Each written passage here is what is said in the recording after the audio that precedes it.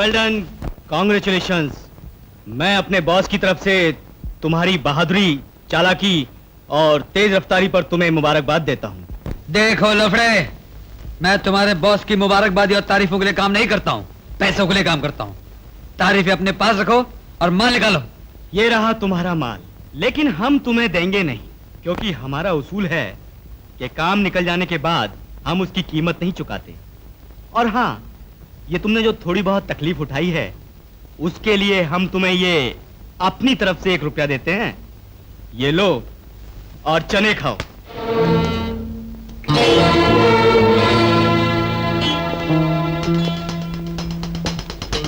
मैं चने खाता नहीं, खिलाता हूँ, वो भी तुझ जैसे गधों को। अच्छा,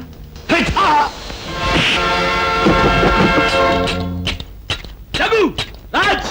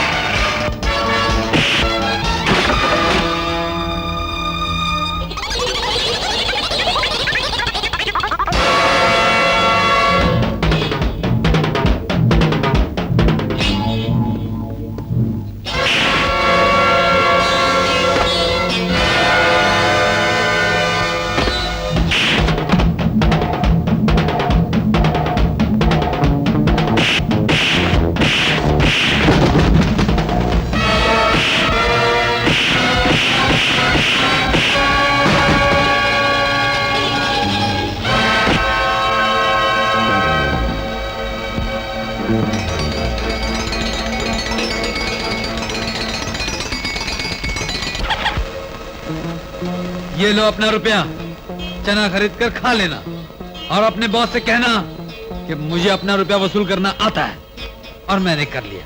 अभी फुट। शाबाश रामू, शाबाश। तुम एक अच्छे ड्राइवर भी हो, बहादुर और ताकतवर इंसान भी हो। माफ करना दोस्त, ये तुम्हारा इम्तिहान लेने के लिए हमने एक ड्रामा खेला था। अच्छा, ये ड्रामा पहले से सोचा हुआ था कि तुम्हारे आदमी की पिटाई हो गई इसलिए अब मुझे बहलाने के लिए ड्रामा कर रहे हो? नहीं दोस्त, ये ड्रामा हमने पहले से सोच रखा था। ये ठीक भी होगा कि मुर्दा घाट ले जाना पड़ेगा इसको। एंथनी, ब्रदर, ये लो रुपए और जो काम मैंने तुम्हें सौंपा है उसे पूरा कर दो। मगर ब्रदर, इतना रुपया आया किधर से? मैं अपने मकसद को पूरा करने के लिए रुपए कहीं से भी किसी भी तरीके से ला सकता हूँ। क्या चौधरी की लड़की गूंगी है? हाँ, गूंगी है, इसीलिए उसके रिश्ते बन बन के टूट जाते हैं। और मेरे दिमाग की शैतानी फैक्ट्री में एक बहुत भयंकर आइडिया आ रहा है। अगर तुम उस पर अमल करो तो चौधरी से बदला भी ले सकते हो और उसे उंगलियों पे नचा भी सकते हो। मगर तकलीफ इस बात की है कि वो आइडिया बहुत महंगा है। तुम रुपयों की चिंता मत करो कैलाश, अगर आइडिया इतना बढ़िया है तो मैं 1 लाख रुपया खर्चा करने के लिए तैयार हूं। तुम कहो तो पैसा भी दे दूं। मैं तुम्हारा वकील हूँ, तुम्हारे गैर कानूनी काम को कानूनी बना के पेश करता हूँ, इसलिए फीस में सरकारी नोट लेने के बजाय हीरे लेता हूँ और वो हीरे सरकार हड़प न कर जाए इसलिए तुम्हारे पास जमा रखता हूँ। कैलाश, तुम्हें हीरे भी मिल जाएंगे। तुम आइडिया जल्दी से बताओ मुझे। ये जो आइडिया है वो कान में बताने का है, कान लाओ। कमान सन, ये सर्विस लेकर दिखाओ। ये डैडी, ये बॉल बैडमिंटन है, क्रिकेट थोड़े जो आप ऐसे सिक्सर मार रहे हैं।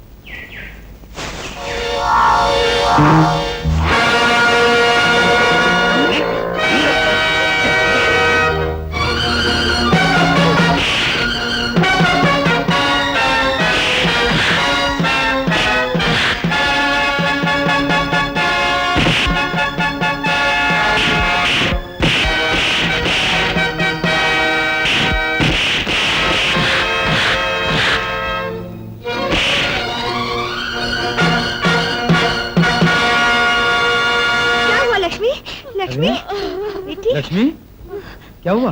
कुछ गुंडे ने परेशान कर रहे थे, मैंने इन्हें बचाया। Oh my God. बेटे, तुम्हारा बहुत बहुत शुक्रिया। तुम हमारी बेटी के लिए फरिश्ता बनकर आए हो। मैं तुम्हारा ये एहसान जिंदगी भर नहीं भूलूंगा। कौन हो तुम? जी, मेरा नाम गोपाल है। मेरे फादर कलकत्ता में बिजनेसमैन है और मैं इंजीनियरिंग कॉलेज में पढ़ता हूँ। तुमने हमारी बेटी को बचाकर हमें खरीद लिया। भगवान तुम्हें सुखी रखे। मिस्टर गोपाल, कभी हमारे घर जरूर आइए। जरूर आना, जी। हमें बहुत खुशी होगी। Thank you. जी सर। ऐसा लगता है कि तुम्हारा इन फूलों का रिश्ता बहुत करीब का है। भगवान ने भी तुम्हें इन फूलों की तरह खूबसूरत, नाजुक और खामोश बनाया है। जानती हो, इस दुनिया में जितनी भी खूबसूरत और अच्छी चीजें हैं, सब खामोश हैं। ये चांदनी, आसमान के तारे, सारी दुनिया को रोशनी देने वाला ये सूरज, और यहां तक कि भगवान, कोई नहीं बोलता। इसलिए मैं तुम्हें चाहता हूं। मैं कल ही अपने माता पिता से बात करूंगा तुमसे शादी करने के लिए।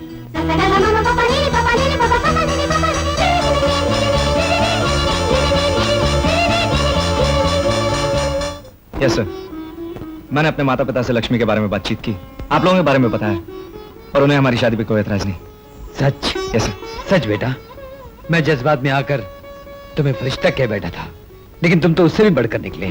लक्ष्मी, तुमने एक ऐसा इंसान पाया है जिसने उस रोज तुम्हें बचाया और आज तुम्हारी जिंदगी में खुशियों का चिराग जलाने आया है। जानकी, कुछ ही दिनों में हमारी लाडली दुल्हन बनेगी। Thank you. Bye bye.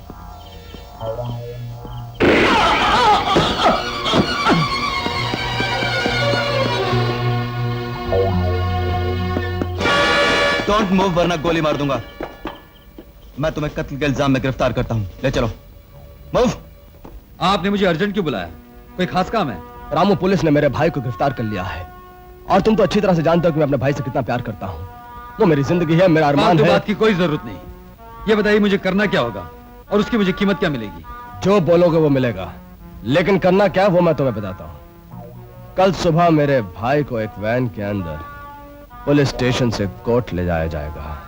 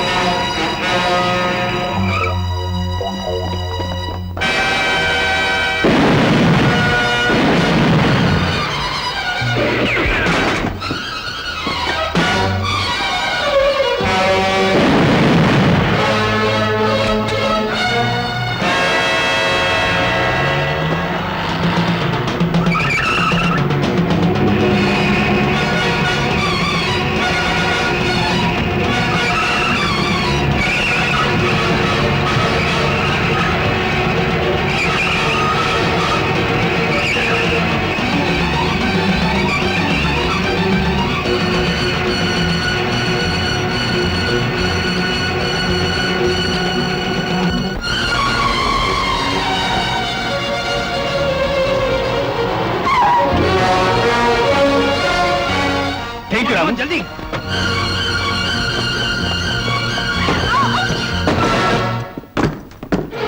तुमने हमारे आदमी को बचाया। मैं बॉस की तरफ से शुक्रिया अदा करता हूं। वो सब छोड़ो और माल निकालो।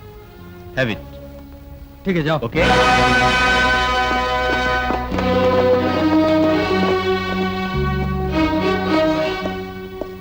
मिस्टर, क्या नाम है तुम्हारा? रामू। काम क्या करते हो? A1 गैरेज का मालिक हूँ और कार चलाना मेरा शौक है। और शायद मुजरिमों को कानून से छुड़ाकर भगा ले जाना भी तुम्हारा शौक है। इस गाड़ी में तुम एक मुजरिम को भगा के लाए हो ना? नहीं इंस्पेक्टर साहब, आपको गलतफहमी हो रही है। मेरी कार ये नहीं, मेरी कार तो ये है। ये रही बुक और लाइसेंस। न मुझे बुक देखनी है न लाइसेंस। मुजरिमों की मदद करना एक जुर्म है, और ये जुर्म तुम्हें किसी दिन हथकड़ी भी लगवा सकता है। अगर आपकी यही तमन्ना है इंस्पेक्टर साहब, तो भगवान करे आपकी हर तमन्ना पूरी हो। बाय।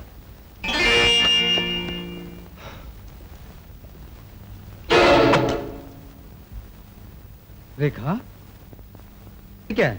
रामू, शहर के सबसे मशहूर जौहरी की दुकान में हीरो का एक हार है जो मुझे पसंद है।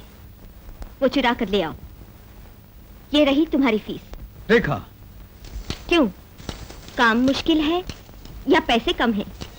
या मैं तुम्हें चोरी के लिए कह रही हूँ इसलिए तुम शर्मा रहे हो? घबराओ मत, मैं किसी से कुछ नहीं कहूंगी। सिर्फ मैं तुम्हारे बारे में जानती हूँ। क्या जानती हो? यही कि तुम पैसों के लिए बड़े से बड़ा जुर्म करने को भी तैयार हो और अपने फायदे के लिए कोई भी गलत काम कर सकते हो। इसीलिए मैं तुम्हें ये रुपया देकर तुमसे चोरी करवा रही हूँ। तुम्हारे लिए ये कोई नया काम थोड़ी है। चलो उठाओ रुपए और शुरू हो जाओ। देखा, नाराज क्यों हो रहे हो? दुनिया के लिए करते हो, मेरे लिए भी करो। सच्चाई जाने बगैर तुम मुझ पर इल्जाम लगा रही हो। इल्जाम? तुम अपने ऐशो आराम के लिए, आलीशान जिंदगी गुजारने के लिए गलत तरीकों से रुपया कमा रहे हो, तो ये इल्जाम हो गया। हाँ, इल्जाम है, सरासर इल्जाम है। और जो तुम सोच रही हो वो तुम्हारी गलतफहमी है। मैं गलत तरीके से रुपया जरूर कमा रहा हूँ, लेकिन उस रुपए से मैं अपने लिए ऐशो इशरत का सामान नहीं खरीदना चाहता। तो फिर क्या करते हो इन रुपयों का? मैं ये रुपए सिर्फ अपनी जिंदगी की एक तमन्ना, एक ख्वाहिश, एक मकसद के लिए कमा रहा हूँ। मकसद? कौन सा मकसद? तुम्हारे दिलो दिमाग पर गलतफहमी की जो धूल जम गई है वो सिर्फ सच्चाई से ही साफ हो सकती है। तो सुनो, बचपन में मेरे हाथों एक गुनाह हो गया था, लेकिन इल्जाम किसी और ने अपने सर ले लिया और उसने सारी जिंदगी जेल में गुजार दी। वो कोई और नहीं, मेरी माँ है, मेरी अपनी माँ। क्या तुम्हारी माँ ने तुम्हारा इल्जाम अपने ऊपर ले लिया? हाँ, मैंने होश संभालने के बाद सिर्फ अपनी माँ को ही देखा है। मेरी जिंदगी को संवारने के लिए, मुझे पढ़ाने लिखाने के लिए उसने दिन रात मेहनत की, लोगों के कपड़े सिए, दूसरों के बच्चों को ट्यूशन दी और फिर उसे एक लाइब्रेरी में लाइब्रेरियन की नौकरी मिली। एक दिन जब मैं घर आया, मेरी माँ लौटी नहीं थी।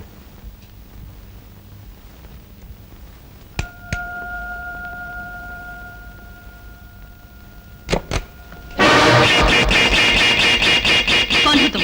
दरवाजा क्यों बंद किया? तुम्हारे सवालों का एक ही जवाब है मेरे पास।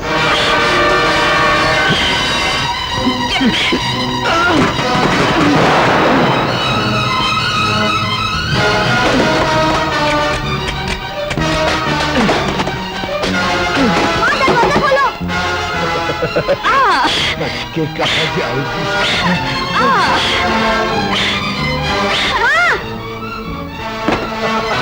छोड़ दे तुम्हें। छोड़ दो, छोड़ दे मेरी हड्डियां, छोड़ दे, छोड़ दो। नहीं है, छोड़ दे।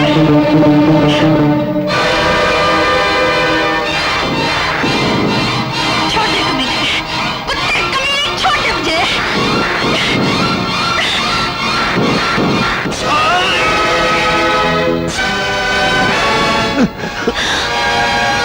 मैंने अपनी माँ को बचाने के लिए उस आदमी का खून कर दिया। मेरी माँ ने इल्जाम अपने सर ले लिया कि उसने उस गुंडे का कत्ल किया है और उसे सजा हो गई। इस तरह मेरे भविष्य को चमकाने के लिए उसने अपने भविष्य को अंधेरे की काली चादर में लपेट लिया। मुझको आजाद रखने के लिए खुद को सारी जिंदगी जेल की पथरीली दीवारों में कैद करा लिया।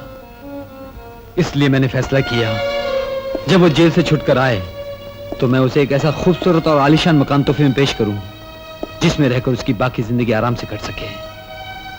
मैं एक गरीब मैकेनिक इतनी दौलत कहां से लाता? इसलिए मैंने ये गलत रास्ता अपनाया।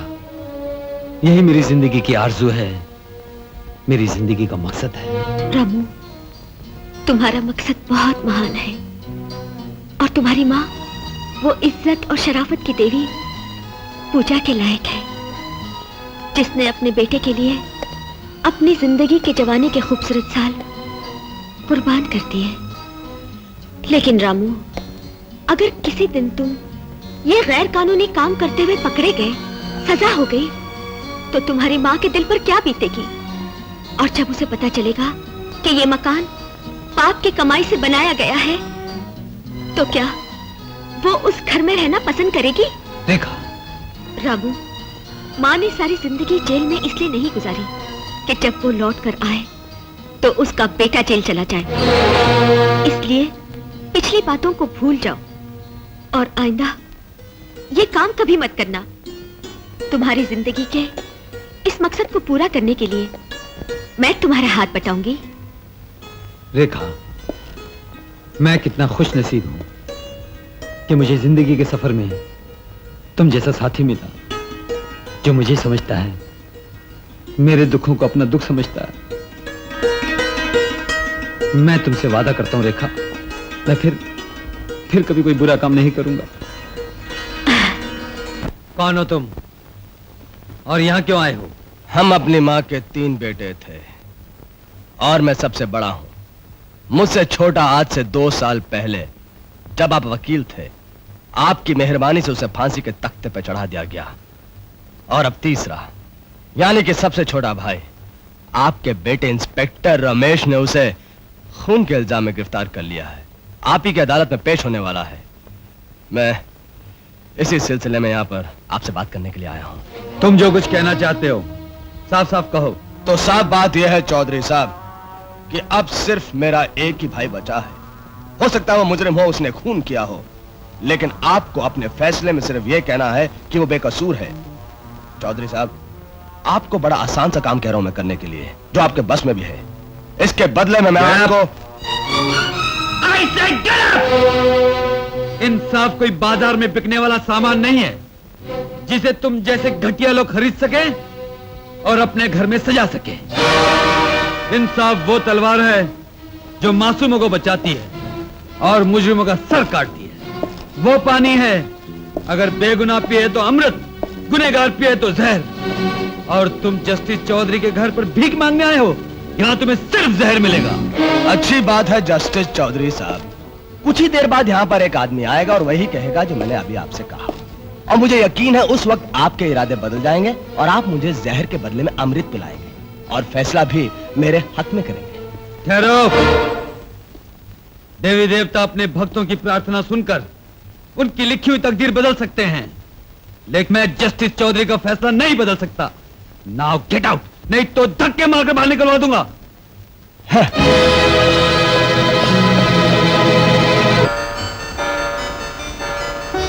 अंकल, कभी नहीं बना सकते, डेफिनेटली गिर पड़ेंगे। अरे कभी नहीं। डैडी जरा संभाल के, अगर ये गिर गया ना तो आप एक लड़की से हार जाएंगे। Shut up! क्या बच्चों से शर्तें लगा रहे? और क्या तुम्हारे साथ लगाऊं क्या? मेरा क्या, लगाइए। अगर हार गए तो बच्चे आपका मजाक उड़ाएंगे। अरे कभी नहीं। देखा, जीत मेरी हुई। Victory is mine. अरे लक्ष्मी, गोपाल, अचानक कैसे आना हुआ?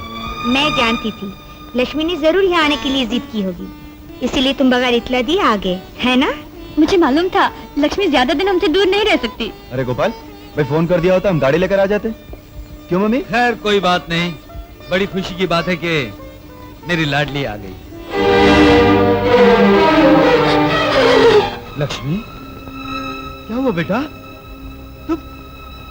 तुम रो क्यों रही हो? लक्ष्मी, लक्ष्मी, बेटी, क्या हुआ लक्ष्मी? गोपाल, ये क्या? लक्ष्मी की आंख में आंसू? इसकी आंख के आंसू देखकर शायद आप अपना फैसला बदल दें। फैसला? कैसा फैसला? जयसिंह का भाई आपकी अदालत में पेश होने वाला है। उस पर खून का इल्जाम है और आपको यह फैसला करना होगा कि वो बेकसूर है, वरना मैं लक्ष्मी को हमेशा के लिए छोड़ दूंगा। क्या कर रहे हैं आप? क्या हुआ? क्या हो गया आपको? गोपाल, ये कैसी बातें कर रहे हो बेटे? तुमने तो उससे प्यार किया था, शादी के लिए खुद उसका हाथ मांगा और आज उसे छोड़ने की बातें कर रहे हो बेटे। गोपाल, किसी के बहकावे में आकर कोई गलत कदम मत उठाना। मेरी बहन की जिंदगी बर्बाद मत करना गोपाल। मैं यहाँ तुम्हारी दलीलें और दरख्वास्त सुनने नहीं आया हूँ, मैं सिर्फ जस्टिस चौधरी साहब का फैसला सुनने आया हूँ। जस्टिस चौधरी, अगर आप चाहते हैं कि आपकी बेटी का घर बसा रहे, उसे सारी जिंदगी पति का सुख मिलता रहे, तो आपको वही करना होगा जो मैं चाहता हूं। मैं वही फैसला देना होगा जो हम चाहते हैं, वरना आपकी लाडली बेटी की जिंदगी बर्बाद हो जाएगी। जस्टिस चौधरी, एक तो ये पैदाइशी गूंगी है और फिर दूसरी खूबी ये बढ़ जाएगी कि इसके पति ने इसे हमेशा के लिए छोड़ दिया है।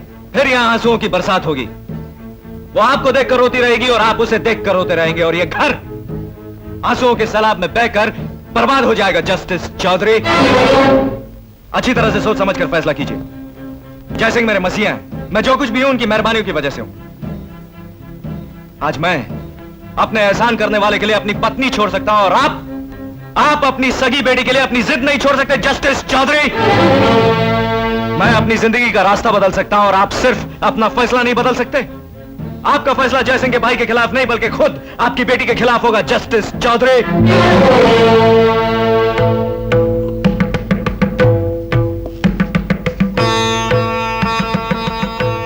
तुम मेरा फैसला सुनना चाहते हो तो सुनो गोपाल, तुम जिसके इशारे से यहां आए हो, जिसने अपना मकसद पूरा करने के लिए एक बेगुनाह और भोली वाली लड़की के कमजोर कंधों का सहारा लिया है, जाकर तुम कह दो उससे, जो लोग अपने बीवी बच्चों के लिए इंसाफ बेच देते हैं, उन लोगों में से नहीं है ये जस्टिस चौधरी। जाकर कह दो उससे, चाहे मेरा घर आंसू के सैलाब में बह जाए, शमशान घाट बनकर रह जाए, चाहे मेरा पूरा खानदान तबाह बर्बाद हो जाए, फिर भी फैसला नहीं बदलेगा ये जस्टिस चौधरी। अरे वो भगवान जिसने तुम्हें और हमें पैदा किया है, वो भी धरती पर उतर आकर कहे कि तुम अपना फैसला बदल दो, मुजरिम को बेगुनाह कह दो, तो भगवान को भी इनकार कर देगा ये जस्टिस चौधरी। मिस्टर गोपाल, यह घर इंसाफ का मंदिर है, इसकी चौखट पर ऐसे आदमियों को खड़े रहने की भी इजाजत नहीं है। इसीलिए मैंने जयसिंह को धक्के मार कर निकाल दिया था। वो तो गैर था, लेकिन तुम तो मेरे दामाद हो, इसलिए अपनी जिद के बारे में सोच लीजिए। Shut up and get out!